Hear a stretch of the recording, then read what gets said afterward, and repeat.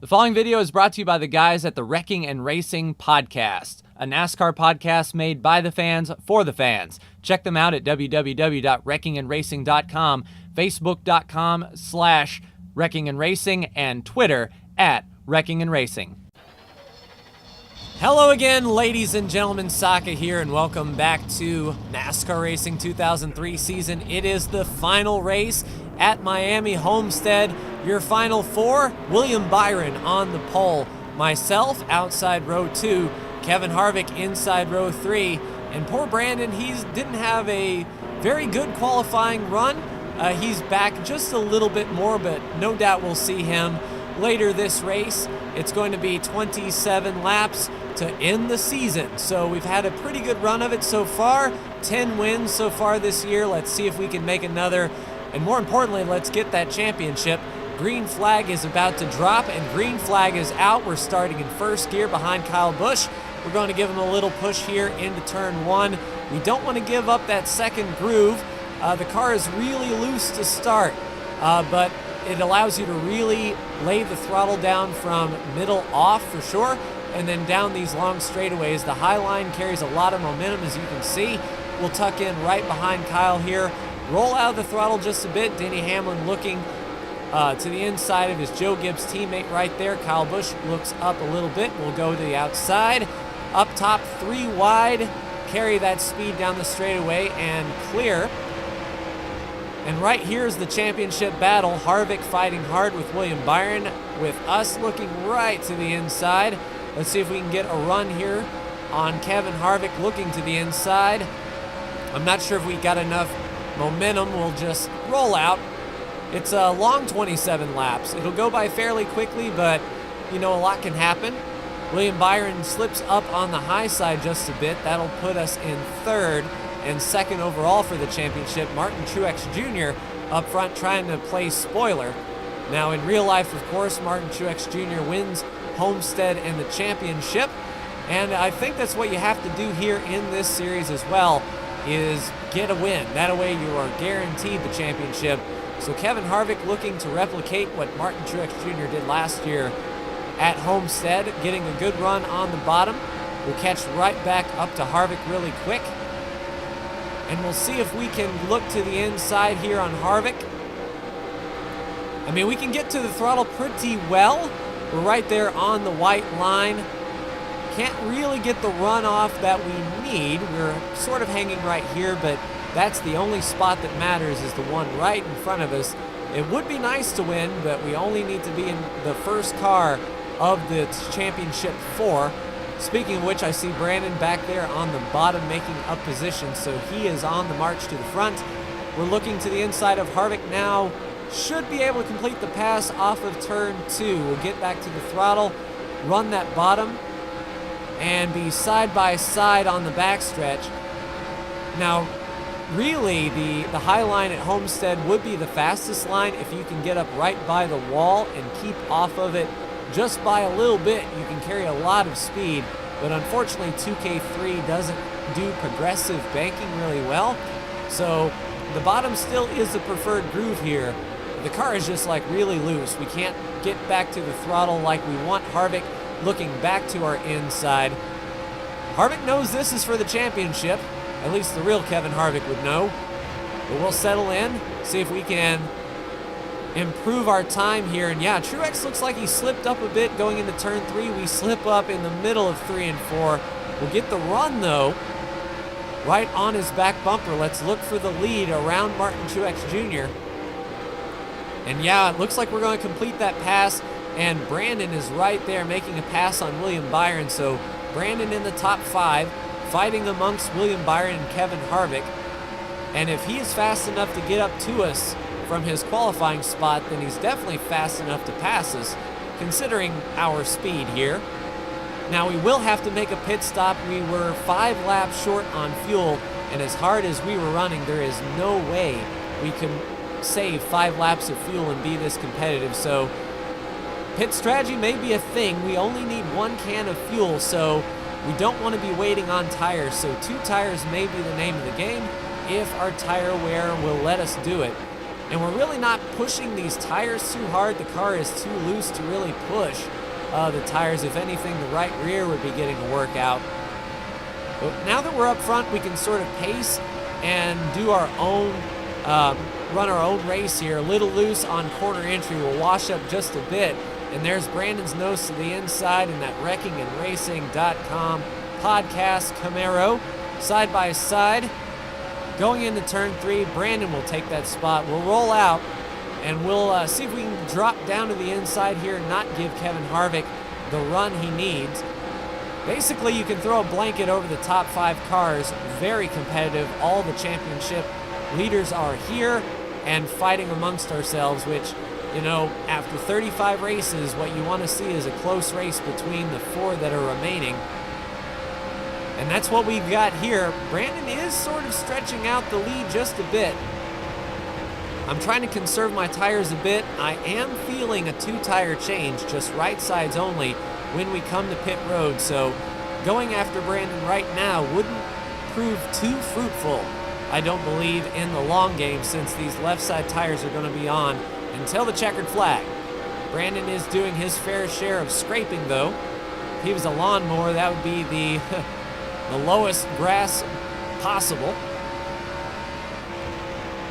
And it looks like he can get into the turns a little bit better. You sort of see him stretch out in turn 3.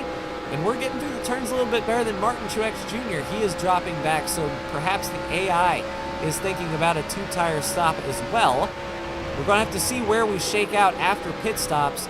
Last year in my 2000 series, when Brandon and I raced, there was a caution at about the time when everyone was coming down pit road, and that essentially handed us the championship.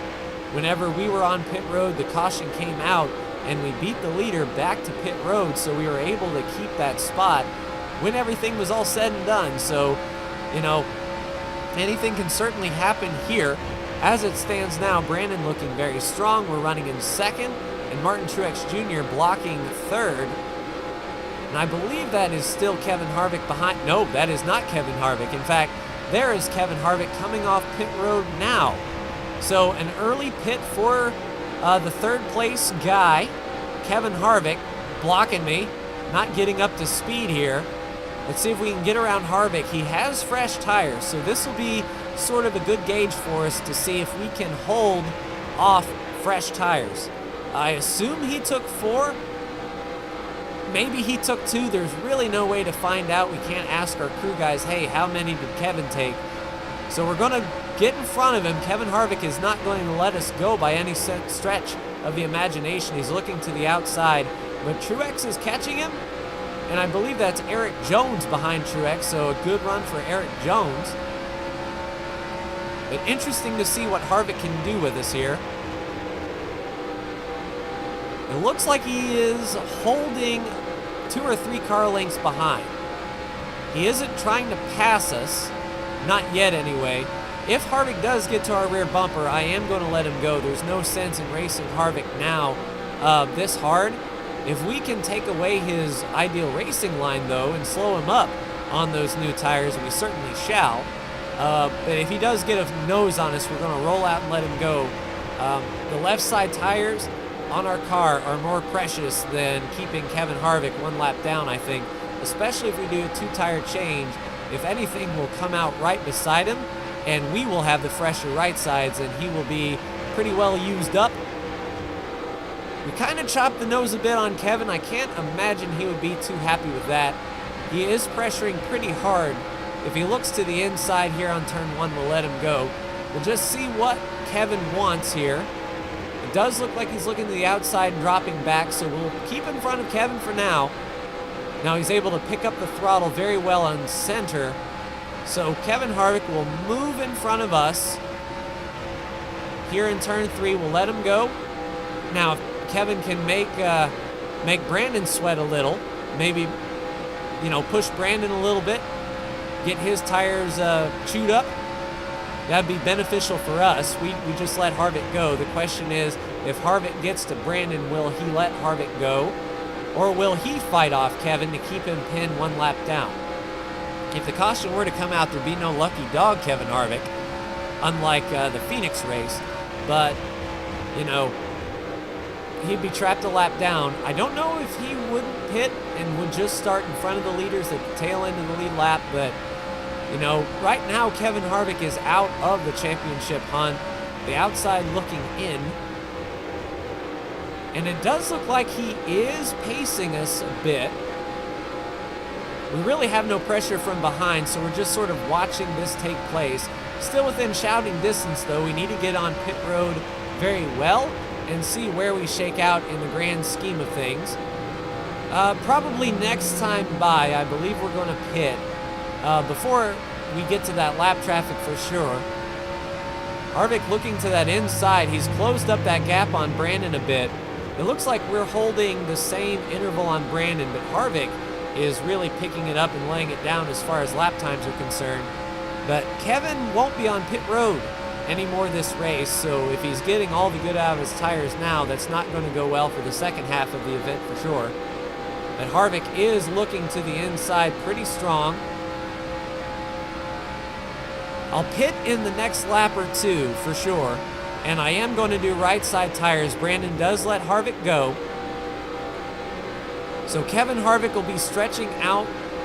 He's back on the lead lap. He has about 30 seconds to make up right now, or possibly even, 60 if he went an extra lap down on pit road. But let's come to pit road this time. 3,000 in second gear is the limit here. Watch out for DiBenedetto. He took 2 tires. Good. Matt DiBenedetto is going to let us go by. We're going to get to the first lane. The 34 gets to the outside lane. The 3 bottlenecked up behind the 17, but he's now up to speed. Our pit stall is down here at the end. Boyer will leave. We'll have a clean entry into pit stall. And right side tires, boys. Let's go. Hit the board clean. In first gear, right sides are on. We have enough fuel. Kyle Busch getting his right side tires down and away. Kyle's tires are changed. We're going to get off pit road here and get up to speed. I don't believe any penalties were going to be assessed here. There goes the 72. Keeping an eye on the 4 and seeing if Kevin Harvick drives by us here. Clear of pit road, off the blend line, and we're going to be fairly clear. Now, Brandon did not pit, so it's going to be interesting to see where Brandon shook up once he gets on and off pit road here. Green flag is still out, so green flag pit stops. It's all going to come down to how well both he and I got off and on pit road, because I believe he took 2 tires as well. So we're going to get through this turn as fast as we can, see if we can see Brandon coming off of pit road. There he is. So we are still behind Brandon, but we have a head of steam. We will catch up to him fairly quickly here. Let's get down inside turn 3, and we are right on his back bumper. So the championship gap just closed up really quick. We're right here. Looks like lap traffic may be a factor. I don't see Kevin Harvick, so wherever he ended up, he may shake out. He may be okay in the grand scheme of things, but I don't see him. But what I do see is this lap traffic, and that has been the story all year, where Brandon's in front, he gets by the lap car, and we get bottlenecked up. Let's arc it wide, see if we can get a run down the banking. This is our shot right here, inside 3 wide with Brandon. See if we can get through turn 1 okay. The car is really washing out. We passed the 51 side by side. We're going to clear him on the middle of the turn and set sights on the 72. Now really this is all I need, is to be bottlenecked up by the 72. Brandon looks to the inside. We'll move to that white line. See if we can get around the 72 here. Right on the bottom. Use the 72 as the pick. And around we go. Brandon is right there within striking distance. If we slip up, the championship is lost. This is for all the marbles. He's down there on the white line, looking to the inside. Drops back right behind us here. We need to have a few solid laps. And I believe he was on 2 tires, so there is no tire advantage. It's just how we were able to take care of our tires here. 1 lap to go in the 2018 season with the championship on the line. We are leading Brandon in second. And it looks like we were able to gap him just a bit. We have a few car lengths lead on him now. 2 turns to go this season. Lap traffic won't be a factor. If the yellow comes out, it don't matter. Down to the bottom, Brandon is right there picking up the throttle. Car is sticking really well, and this is it. Drive off turn 4. Ladies and gentlemen, we have repeated as champion. Brandon will finish second in the grand scheme of things, and considering how this year's results standing, if we didn't get a 1 and 2, I'd be really disappointed, but there we have it. Whew. The Europa Universalis Chevy ran really well all night. So Brandon finishes second. We finish first. Your third place finisher is Martin Truex Jr. Fourth place finisher, Brad Keselowski. Kyle Busch in 5th. Jay McMurray in 6th. Jimmy Johnson 7th. Eric Jones 8th. Denny Hamlin 9th. William Byron 10th. So there's our first championship competition, finishing in 10th. Where did Kevin Harvick end up? That is the question. Kevin Harvick ended up 24th. When all was said and done, that was not a good exchange for Kevin Harvick at all. And I tell you, that was must have been a hard pill to swallow for Kevin Harvick. But here on the front stretch, myself and Brandon are going to do the little burnout contest here. We're going to go nose to nose. And there we have it. Nose to nose for the fans. Into the wall, because why not? It's the championship car. And let's do a couple of front stretch burnouts, both of us together, as it was a telltale season. So there we go. Donuts on the front stretch for you fans who have watched every single race this season. Stuck with it. It was my most viewed series throughout this year for sure. And let's take a look at that final exchange where lap traffic was a factor here. So right on Brandon's back bumper. And we're going to catch that lap car on the entrance of turn 3. We ran that a little wide arc. We got that good drive off. Almost looking to the inside. We almost had him. And here we go. This was the championship move. Brandon really grinding to the inside of the 51. We're looking up top. And there we go. Look to the inside. 3 wide across the line. And the 51 is right there. And once we complete the pass, we were going to pick it up and lay it down. So your championship standings as they are, of course, myself, then Brandon, and then William Byron and Kevin Harvick. The way everything shook out, though, Brad Keselowski had a decent run.